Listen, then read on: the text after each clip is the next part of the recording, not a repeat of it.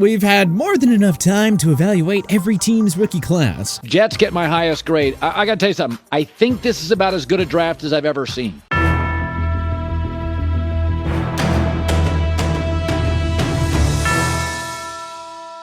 We're now several weeks removed from the 2022 NFL season. So, here's our final grades for the 2022 draft classes of all 32 NFL teams 1 year later. Arizona Cardinals, F. Steve Keim's final draft with the Cardinals sure didn't make any real first impressions. They lacked a first rounder because of the trade for Hollywood Brown. Their first pick was used on tight end Trey McBride at number 55 overall. He caught 29 passes for 265 yards and a touchdown. Their two third-round picks, Cameron Thomas and Miyagi Sanders, combined for 4 starts, which all belonged to Sanders. All in all, this Cardinals draft class had very little to offer in year one.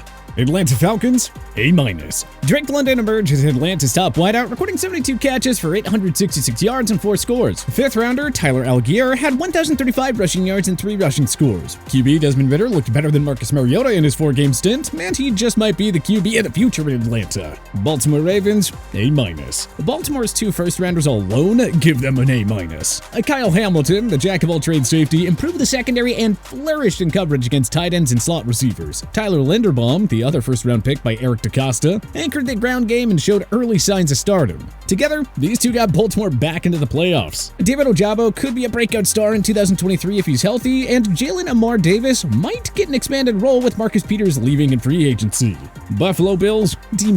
Kyer Elam, the number 23 selection, didn't make much of an impact on Buffalo's loaded defense. James Cook felt like a steal in round 2 and could get more work in the Bills' backfield going forward. Terrell Bernard showed some flashes in his brief action, so perhaps the Bills have something special there. It's too soon to write off Buffalo's 2022 draft class, but there was not a lot to like in year one. Carolina Panthers, C-. Ika Mekwonu had a rough rookie year, but that's expected for a rookie lineman. The Panthers took a flyer on Matt Corral in round 3, but he didn't play at all. They lacked a second rounder because of the failed Sam Darnold trade and surrendered the number 70 pick to Jacksonville for C.J. Henderson. Ugh. Chicago Bears, B. Left tackle Braxton Jones, undrafted linebacker Jack Sanborn, and safety Jaquan Brisker were named to Pro Football Focus's NFL All-Rookie team. Not a bad rookie class for GM Ryan Poles. He had no first-rounder because of the trade the Bears made to get Justin Fields a year earlier. Kyler Gordon, Chicago's first pick at number 39 overall, has high upside and could become a household name in 2023. Early returns in Chicago are looking pretty good. Cincinnati Bengals, C-.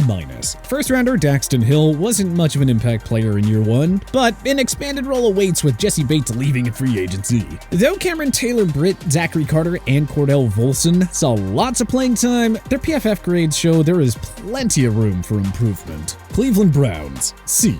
The Deshaun Watson trade limited the Browns' draft capital, but GM Andrew Berry did well with his picks, finding a hidden gem in cornerback MJ Emerson to line up with Denzel Ward. The kicker Cade York had his heroic moments and may be their long-term guy, and big-bodied wideout David Bell could step in as the number 2 wideout if he stays healthy. Dallas Cowboys, B-. And Tyler Smith was a beautiful pickup in round 1. He'll be the ideal long-term replacement for the aging and injury-prone Tyron Smith, who is nearing the end of his career. Dallas's next 2 picks, Sam Williams and Jalen Tolbert, really didn't do much. 4th-round tight end Jake Ferguson caught 2 touchdown passes and may see an increased role with Dalton Schultz leaving in free agency.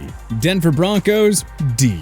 The Broncos sold the farm to get Russell Wilson, leaving them with very little draft capital. Tight end Greg Dulcich had his moments, and 4th-rounder Damari Mathis showed signs of being a quality starting corner in 2023. Otherwise, nothing spectacular. Detroit Lions, A. Second overall pick Aiden Hutchinson led all rookies with 9.5 sacks, and he had 3 picks. He has got future superstar written all over him. Jamison Williams also has Pro Bowl potential, but he was limited to 6 games while recovering from surgery on a torn ACL, so he's also a wait-and-see project. Safety Kirby Joseph had 4 picks and 8 pass defenses, while 6th-round pick Malcolm Rodriguez emerged as a starter and provided some big-time plays on defense. Green Bay Packers, B+. Quay Walker made his rookie mistakes, but the explosive athleticism stood out. Devontae Wyatt saw little playing time, but let's see what he can do with more snaps in 2023. Christian Watson and Romeo Doubs look like they could be the long-term answers at wideout in Titletown, and the versatile Zach Tom was a reliable piece on the offensive line. Houston Texans, C-. Don't get us wrong. Derek Stingley Jr., Kenyon Green, and John Mechie, who missed his entire rookie year, could morph into stars, but Stingley was inconsistent in his 8 appearances, and Green had a horrible 37.7 PFF grade. On the bright side, Jalen Petrie stood out as a do-it-all safety, reeling in 5 interceptions to go along with 8 pass defenses and 1 sack. Indianapolis Colts, C. Indy lost its first-round pick because of the failed Carson Wentz trade. The second-rounder Alex Pierce showed some flashes with 593 receiving yards, and tight end Jelani Woods had 312 yards. Those two should be better once the team gets a decent quarterback. Jacksonville Jaguars, C+. First overall pick Trayvon Walker had an inconsistent rookie year, but that was expected. Devin Lloyd felt like a real steal at number 27 overall. He stuffed the stat sheet, but PFF graded him at 48.3 on the year. Clearly, there's some room for improvement. Luke Fortner allowed just 1 sack per PFF, but also graded poorly with a 49.6 while committing 4 penalties. Kansas City Chiefs, A. Casey's first 2 picks, corner Trent McDuffie and defensive end George Karlaftis, were productive starters who helped turn Casey's defense around. Sky Moore didn't take off as hoped, but let's see what he can do with more targets in 2023. Isaiah Pacheco, a 7th-rounder, was Casey's best running back all season long. Fellow 7th-rounder Jalen Watson had a game-changing 99-yard pick 6 off Justin Herbert and 6 pass defenses. Oh, and of course, this rookie class helped the Chiefs to a Super Bowl 57 championship. So, yeah, they deserve an A. Las Vegas Raiders, D. The Raiders' first 2 selections went to the Packers because of the Devontae Adams trade. A 3rd-rounder, Dylan Parham, looks like an above-average option at guard, which is enough to keep the Raiders out of F territory. Zamir White couldn't get many snaps behind rushing champ Josh Jacobs, but the upside is certainly there. Let's see what they can do with a little more carries. Los Angeles Chargers, C+. Zion Johnson left a lot to be desired at guard, but 6th-rounder Jamari Salyer made up for the former struggles by exceeding expectations on that O-line. Asai Spiller was limited to 6 games, but might do more if he can stay healthy in year 2. Los Angeles Rams, C. The Rams didn't pick until the 104th spot, where they took offensive lineman Logan Bruss. But he suffered a torn ACL and MCL in preseason action and missed the entire year. 4th-rounder Kobe Durant had 3 interceptions and earned a solid PFF grade of 73.3, so at least the Rams have 1 potential starter coming from this class. Miami Dolphins, D. The Finns also had limited draft capital because of the Tyreek Hill trade, which I doubt they're complaining about. With Tua Tagovailoa and Teddy Bridgewater hurt, Thompson led Miami to a Week 18 victory that locked down a playoff berth. He even kept them in that wildcard game against the heavily favored Buffalo Bills, but they wound up losing 34-31. Minnesota Vikings, F. No team had a more disappointing draft class than Minnesota. Their top 2 picks, Lewis Cine and Andrew Booth, combined for 9 games because of injuries. Per PFF, number 59 selection Ed Ingram allowed 11 sacks. Yikes. Among Minnie's final 7 picks, only a Caleb Evans started a game. Hopefully, there's some better drafting ahead for this team in 2023. New England Patriots, B+. The Pats endured a lot of criticism for taking Cole Strange 29th overall, but he morphed into an above-average starter on that O-line and should only improve as he gains more experience. Marcus Jones was a special teams weapon who had an 84-yard punt return in the waning seconds of a home win over the Jets. Jack Jones looked like Bill Belichick's next great late-round pick, and Bailey Zappi looked better than Mac Jones in his brief action. It's early, but this already feels like it could be one of Belichick's best draft classes. New Orleans Saints, B+. Chris Olave crossed 1,000 receiving yards and took over as the Saints' best offensive weapon. Fellow first-rounder Trevor Penning was limited to 6 games, but allowed 0 sacks and 124 snaps per PFF. Alontae Taylor also stood out at corner. If he can continue to develop his game, Taylor and Marshawn Lattimore will be one of the NFL's top cornerback duos in no time. New York Giants, C+. Kayvon Thibodeau and Evan Neal, who went 5th and 7th overall respectively, were always going to be projects in the making. Wan'Dale Robinson looks like he can step in as a starting wideout. Unfortunately, an ACL tear cut his season short. Tight end Daniel Bellinger had some nice moments in the passing game. This class has the potential, but they still have a lot to prove. New York Jets, A+. Sauce Gardner emerged as a superstar cornerback and took home Defensive Rookie of the Year honors. Garrett Wilson crossed 1,000 yards and won the Offensive Rookie of the Year award.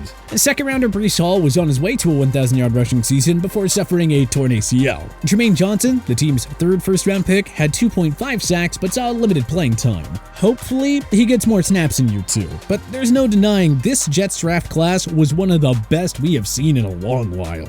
Philadelphia Eagles, C. Philly's first 3 picks were defensive tackle Jordan Davis, center Cam Jurgens, and linebacker Nakobe Dean. All of them have a real high upside, but they all saw very little time on a stacked Eagles roster. GM Howie Roseman had an eye on the future when he made these picks, so we'll just have to wait and see. Pittsburgh Steelers, B.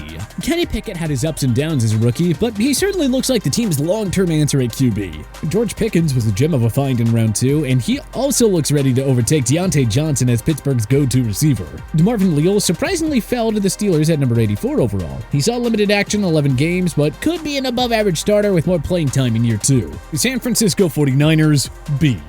Brock Purdy, the 2022 Mr. Irrelevant, is enough to bump up the 49ers here. He won all 5 of his starts and led San Fran to the NFC Championship game. If he didn't suffer that brutal UCL injury, maybe the 49ers would be the ones celebrating a Super Bowl victory. The rest of the Niners draft was pretty meh, however. The Seattle Seahawks, A+. Let's see here. A 1,000-yard back in Kenneth Walker, 2 cornerstones on the O-line in Abe Lucas and Charles Cross, a rising star right corner in Tariq Woolen, and another promising DB in Kobe Bryant. Take a bow, John Schneider. That is one heck of a draft class. Tampa Bay Buccaneers, B-. Logan Hall had 2.5 sacks in a rotational role and could be a quality starter. Luke Gedeke had some growing pains, but mostly held his own as a starting guard. And don't forget that tight end Cade Otton had a couple of clutch touchdown grabs, while Jay Camarda was an absolute weapon at punter. Tennessee Titans, B-. Too soon to judge Treylon Burks, who was limited to 11 games. I mean, he needs to produce, because that A.J. Brown trade looks terrible at the moment. Roger McCreary was an above-average starting corner. Dual-threat QB Malik Willis had some flashes, but we need to see more before making a call on him. Washington Commanders, C+. Despite missing 5 games, wideout Jahan Dotson caught 35 passes for 523 yards and 7 touchdowns. He should be a nice compliment to number 1 wideout Terry McLaurin. Second-round pick Fedarian Mathis suffered a season-ending knee injury in Week 1, so the jury's still out on him. Brian Robinson Jr. was a wonderful story, recording 797 rushing yards and 2 rushing scores. Sam Howell made 1 start and may get the chance to earn the starting QB job in 2023, so stay tuned. But which NFL team do you think had the best 2022 draft class? Let us know in the comment section below. If you liked this video and learned a thing or two, clicking the like button helps out a ton. And hey, we appreciate it. If this is your first time coming around to TPS though, subscribing is a great idea because we put out videos like this every single day. But as always, thanks for watching and we'll see you guys next time.